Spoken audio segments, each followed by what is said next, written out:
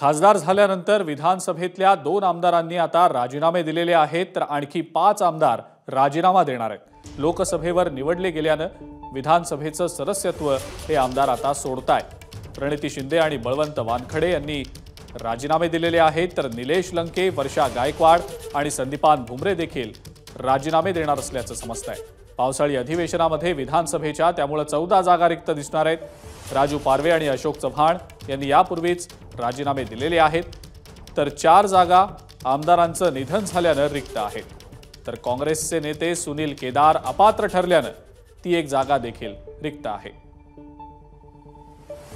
कोणकोणत्या आमदारांच्या जागा रिक्त झालेल्या आहेत आपण ग्राफिक्सच्या माध्यमातून त्यावर एक नजर टाकूया।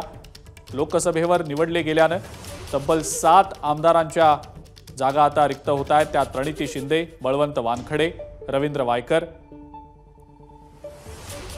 प्रतिभा धानोरकर, संदीपान भुमरे, वर्षा गायकवाड आणि निलेश लंके यांचा समावेश आहे।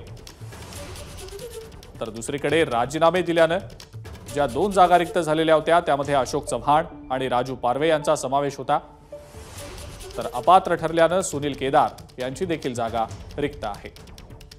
तर निधन झाल्यानं ज्या 4 जागा रिक्त आहेत त्यामध्ये गोवर्धन शर्मा, राजेंद्र पटनी, PN पाटील आणि अनिल बाबर या आमदारांचा समावेश आहे।